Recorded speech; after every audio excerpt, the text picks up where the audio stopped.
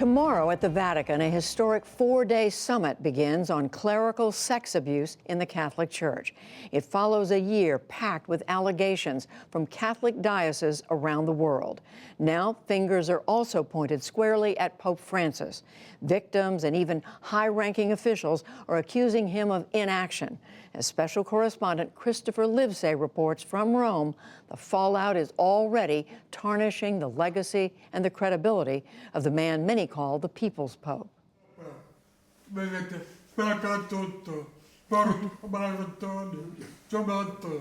These are the cries of survivors, cries of deaf men that went unheard for decades. I was 6 years old. The priest led me into his room with candy. Then he sodomized me.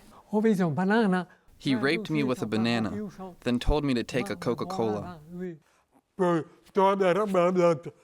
It was in the confessional. He made me undress, then molested me.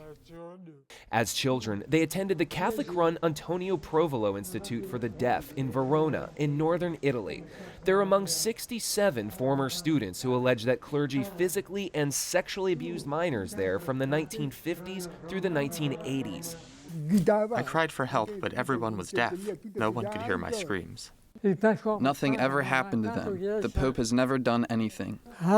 As a young boy, Gianni Bozzoli alleges that one of his aggressors was not just a cleric, but the late Bishop of Verona, Giuseppe Carraro. This is the same path Gianni Bozzoli remembers walking as a young boy. The same path to the bishop's residence. Now that same bishop is on a path to sainthood, thanks in part to Pope Francis. A probe by the Verona Diocese failed to interview any of the alleged victims, but cleared the late bishop anyway. And in 2015, Pope Francis signed a decree of heroic virtue on his behalf, a step towards sainthood. Pope Francis has vowed repeatedly to take sex abuse seriously, as he reiterated last September. Benché sia stato un solo prete. Even if it were just one priest abusing a little boy or girl, that is monstrous. But there are many, many more victims, and the Pope has appeared off balance in his defense of them.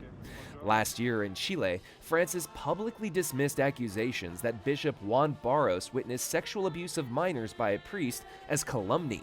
Following an outcry of victims, the Pope apologized last May and accepted Barros's resignation in June.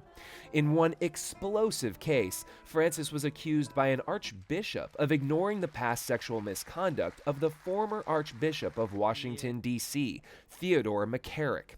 Last week, Pope Francis defrocked him, issuing his most severe punishment yet in the clerical sex abuse scandals. But critics say it may be too little, too late, both for the credibility of the Church and Francis's pontificate. Victims of sexual abuse say the Vatican has been hiding behind these walls when they should have been cracking down on predator priests. Now, some say that same inaction could lead to the undoing of Pope Francis's legacy, and maybe even his papacy. Edward Penton is the Rome correspondent for the National Catholic Register, the oldest national Catholic daily in the U.S. Well, this has been rumored. It's a recent rumor that perhaps he'll resign because of this, or maybe time it with the summit to resign. Only a rumor, but in the notoriously secretive monarchy that is the Vatican, rumors have currency, and the fact that a possible papal abdication is even being uttered at the Holy See speaks to the pressure under which this pontiff finds himself.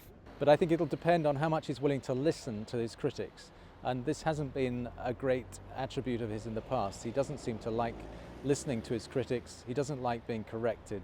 Francis needs to admit wrongdoing, says Robert Mickens, a veteran Vatican watcher. It took him over a year and a half before he even mentioned sex abuse.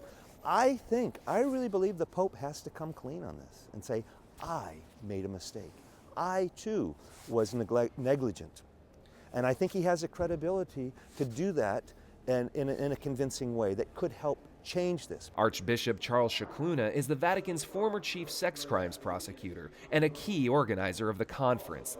He says it will include some 200 church leaders from around the world, as well as abuse survivors and the Pope at all plenary sessions. I think that we need, as the Pope said, to come to awareness as church leaders that things have to change, that people have to be empowered to disclose abuse, and we are accountable when we come to address misconduct where it happens. Does that mean defrocking members of the clergy? Does that mean turning them over to civil authorities? So every allegation has to be taken seriously.